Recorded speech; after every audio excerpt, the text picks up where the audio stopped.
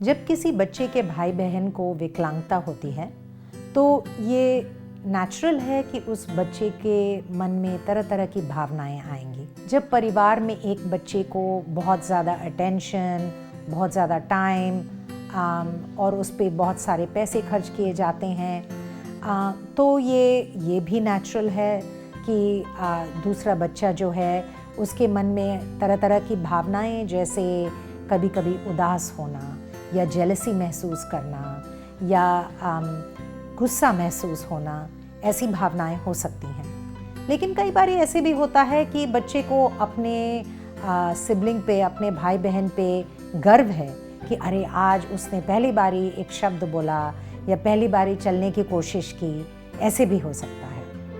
जब मन में तरह तरह की भावनाएं आती हैं तो परिवार को इन भावनाओं के बारे में बात करने के लिए बच्चे को उत्साहित करना चाहिए।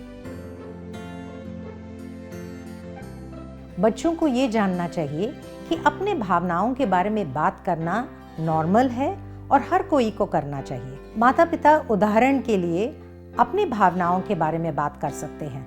जैसे कि आप अपने बच्चे को बोल सकते हैं कि आज जब बाजू वाली आंटी आई थी और वो मेरे से बातें करने की कोशिश कर रही थी तो उस वक्त अनीता बहुत रोई थी और बहुत ज़ोर ज़ोर से चिल्ला रही थी, तो मुझे बहुत बुरा लगा कि मैं आंटी के साथ बात नहीं कर सकी। क्या आपको कभी कभी ऐसे होता है जब अनीता ज़ोर ज़ोर से चिल्लाती है?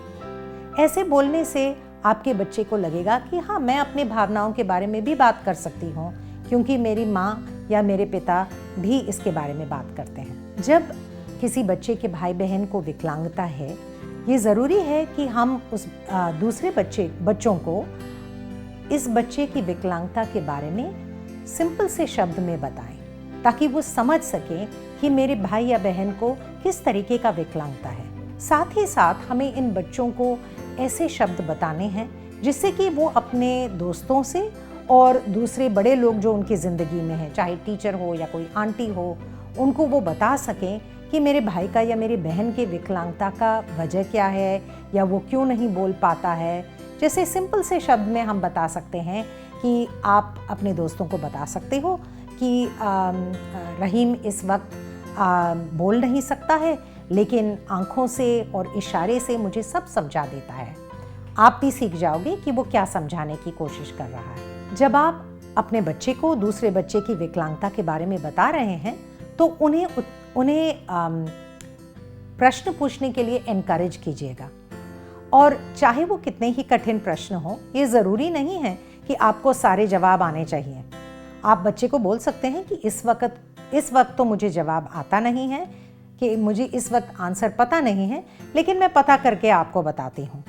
या तो फिर आप कह सकते हैं चलो साथ में मिलके पता करते हैं कि ये इस प्रश्न का आंसर क्या है। हमें ये याद रखना है कि माता पिता होने के नाते हम हर एक बच्चे के लिए थोड़ा सा समय निकालें, चाहे वो थोड़े ही मिनट हो, जिसमें हमारा सारा ध्यान उसी बच्चे पे है। परिवार के दूसरे सदस्य भी हमें हेल्प कर सकते हैं, जैसे नाना नानी हो या दादा दादी हो या बुआ या अंकल हो, कोई भी। वो बच्चे के साथ, दूसरे बच्चे के साथ, जब आप एक बच्चे को फिजियोथेरेपी के पास ले जा रहे हैं या उसको सिखा रहे हैं, दूसरे बच्चे को पिक्चर देखने या किसी वॉक करने के लिए या गार्डन में ले जाने के लिए आप किसी और को बता सकते हैं। कभी कभी नॉर्मल जैसी लड़ाई होती है, छोटी छोटी बातों पे झगड़ा होता है एक दूसरे के भाई बहन के आपस में, वैसे भी हो सकता है। लेकिन कई बारी बच्चों को लगता है कि अगर मेरे भाई या बहन को विकलांगता है तो मैं इससे झगड़ नहीं सकता हूँ, या मम्मी ज़्यादा गुस्सा करेंगी या पिताजी ज़्यादा ठोस देंगे कि मैंने उसके साथ झगड़ा क्यों किया। हमें बच्चों को ये बताना ज़रूरी है कि ऐसी भावनाएं नॉर्मल हैं। जैसे आप बच्चे को कह सकते हैं, देखो मैंने देखा कि सोहम ने आपकी सबसे पसंद वाली गाड़ी ली है और आपको गुस्सा आ रहा है। कोई बात नहीं, आप जाके सोहम से बोलो कि अब उसकी बारी हो गई है और अब आपकी बारी है। या तो फिर आप उसको कोई और खिलौना दे सकते हो और अपना खिलौना वापस मांग सकते हो। इससे बच्चे को लगेगा कि मेरे माता पिता भी समझते हैं कि मेरे भी भावनाएं हैं और मेरा भी हक है मेरे खिलौने पे और मेरे माता पिता के समय पर। अगर आपका बच्चा अभी बोल नहीं सकता है तो उसके भाई या बहन को लगेगा कि मैं इसके साथ कैसे संबंध कर सकता हूँ, कैसे मैं इसके साथ खेल सकता हूँ या बातचीत कर सकता हूँ। तो इसलिए ये ज़रूरी है कि आप अपने बच्चे को समझाएं कि आप अपने भाई या बहन के सिग्नल्स देख के समझ सकते हो। जैसे कि आप बता सकते हैं कि देखो, अनीता आपकी तरफ झुक रही है और बॉल की तरफ देख रही है, मुझे लगता है वो बॉल के साथ आपके साथ खेलना चाहती है। परिवार में हर कोई को मदद करना चाहिए और अपने भाई बहन का मदद करना हर बच्चे का फ़र्ज़ बनता है, लेकिन हमें ये ध्यान देना चाहिए कि हर बच्चे को खुद का फ्री टाइम भी हो, अपने परिवार, अपने दोस्तों, अपने पढ़ाई के लिए समय हो।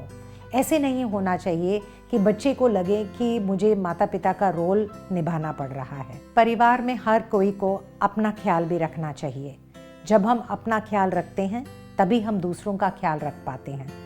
जब आप माता पिता होने के नाते खुद का ख्याल रखते हैं तो फिर आप अपने बच्चे को एक बहुत ज़रूरी संदेश दे रहे हैं कि तुम अपना ख्याल रखो, वो भी ज़रूरी है।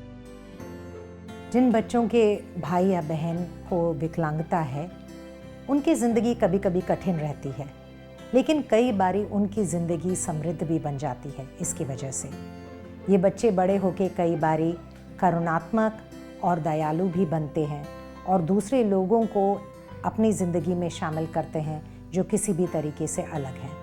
अगर ये वीडियो आपको फ़ायदेमंद लगा तो ज़रूर इस वीडियो को लाइक करें और इस चैनल को सब्सक्राइब करें।